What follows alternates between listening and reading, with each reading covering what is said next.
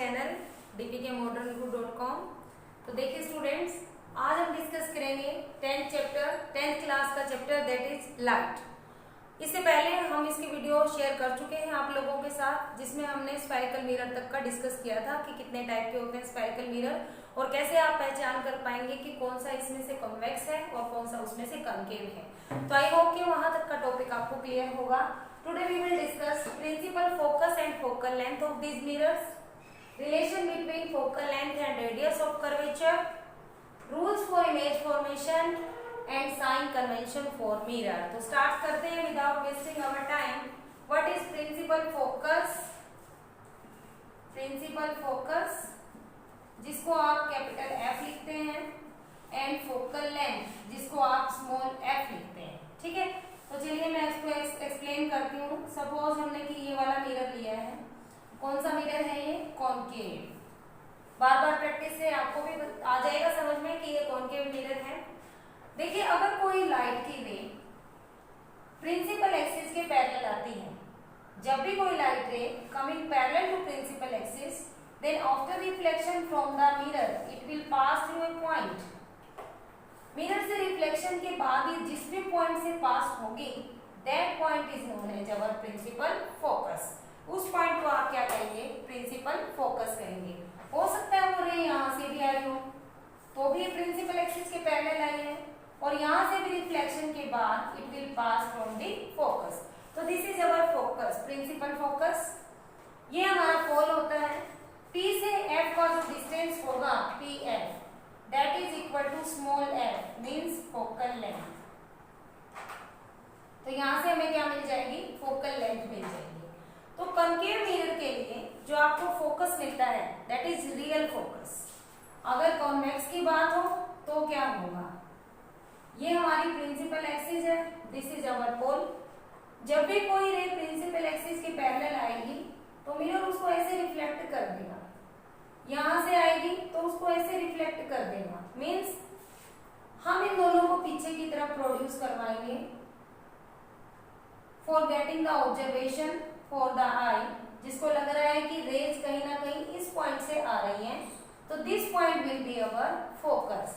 तो यानी कि कॉन्वेक्स मिरर का जो फोकस होगा दैट इज वर्चुअल और we can say imaginary focus.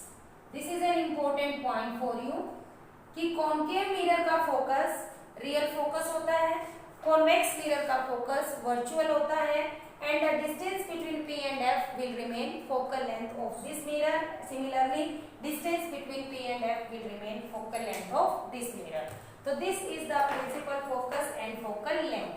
Now we have to discuss relation between focal length and R। देखिए, कल मैंने आपको बताया था कि अगर आप इमेजिन करें कि ये स्फीयर कहाँ तक पूरा होगा और आप उसको इमेजिन करके उसका कहीं ना कहीं सेंटर डिस्क्राइब करें, इमेजिन करेंगे तो ये स्फीयर कहीं ना कहीं आगे तक पूरा होगा। ठीक है, हो सकता है उसका सेंटर पॉइंट हमें यहाँ मिले। तो रिलेशन जो होता है फोकल लेंथ और रेडियस ऑफ कर्वेचर, P से F आपकी फोकल लेंथ है और P से C क्या है? R means radius of curvature.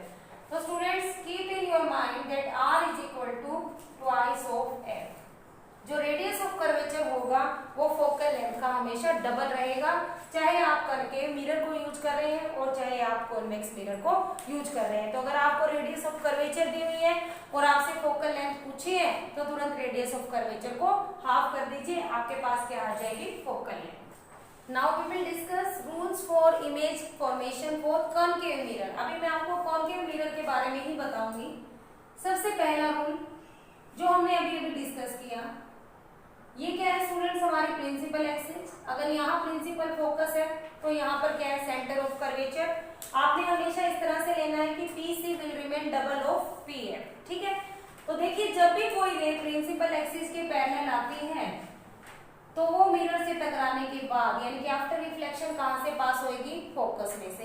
This is the first rule for image formation. अगर नीचे से इसके पैरेलल आई है तो भी किस में से पास होगी? फोकस में से। तो ये है इसका इमेज फॉर्मेशन का फर्स्ट रूल कि rays coming parallel to principal axis will pass from principal focus after reflection from the mirror. Second point कहता है कि अगर फोकस में से ही आ रही हो वो ray, this is our focus and this is centre of curvature. Ray is coming through focus. अगर ये रे फोकस में से आई है, लेंस मिरर से इसका रिफ्लेक्शन होगा और रिफ्लेक्शन के बाद this will divert parallel to principal axis. Means आप ये कह सकते हैं कि ये दोनों रूल एक दूसरे से अपोजिट हैं। पहले रूल में हमने कहा कि अगर लाइट रे आ रही है, लाइट रे आ कहां से रही है? किसी ऑब्जेक्ट से। ऑब्जेक्ट से जो लाइट रे आई, अगर वो प्रिंसिपल एक्सिस के पैरेलल आई है तो मिरर से रिफ्लेक्शन के बाद वो फोकस में से पास होगी। लेकिन अगर वो फोकस में से ही आई है, इंसिडेंट रे अगर फोकस में से आ रही है तो वो मिरर से रिफ्लेक्शन के बाद प्रिंसिपल एक्सिस के पैरेलल निकल जाएगी। This is our second rule. Third rule देखिए, अब बचा हमारे पास centre of curvature P, F और C। This is our centre of curvature. अगर सेंटर ऑफ कर्वेचर में से कोई रे निकल कर जाती है, चाहे वो ऐसे जा रही हो और चाहे आप कह सकते हैं कि वो ऐसे भी जा सकती है, यानी कि अगर सेंटर ऑफ कर्वेचर में से कोई रे निकल कर जाएगी तो जैसे जाएगी वैसे ही अपने पाथ को रिट्रेस कर लेगी। सेम इज फॉर हेयर कि सेंटर ऑफ कर्वेचर में से पास होने वाली रे जैसे जा रही है वैसे ही अपने पाथ को क्या कर रही है? रिट्रेस कर रही है। तो these three are the rules for the image formation.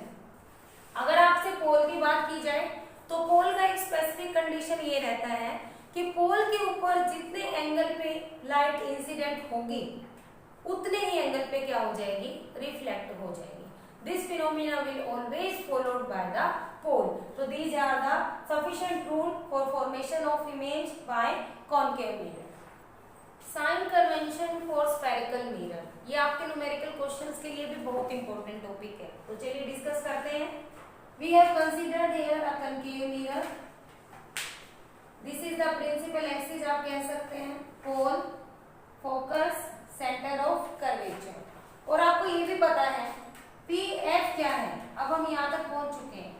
This is equal to F means focal length. What is P C? This is R means radius of curvature.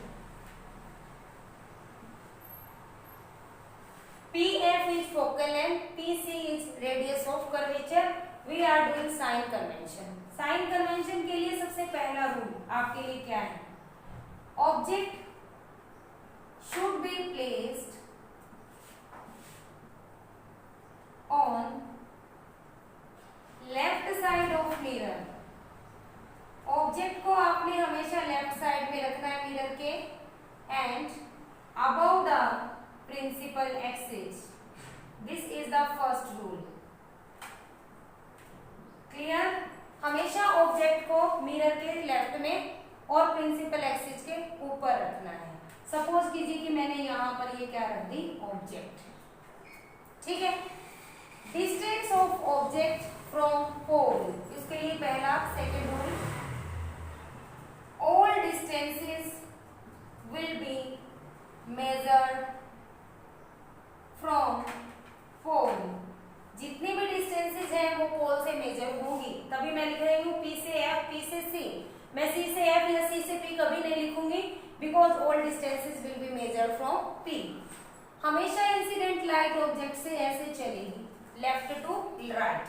तो direction of incident light is from left to right. Left to right कौन चलेगी? Incident ray. ठीक है। Now if we are going along the direction of incident light then distances will be taken as positive and if we are coming from this side then distances will be taken as negative. फिर से देखिए, जो भी distances आप incident ray की side में major कर रहे हैं वो सारी पॉजिटिव रहेंगी और अगर आप उनसे अपोजिट कुछ मेजर कर रहे हैं तो वो सारा डिस्टेंस क्या रहेगा? नेगेटिव रहेगा। ठीक है। अब जो ऑब्जेक्ट होता है उसका डिस्टेंस फ्रॉम पोल हमेशा u रहेगा। ठीक है। तो distance of object from pole वो आपने u से शो करना है and distance of image from pole वो आपने v से शो करना है। डिपेंड करता है कि u और v आप आपके लिए कब पॉजिटिव रहेंगे और कब क्या रहेंगे, नेगेटिव रहेंगे। क्लियर?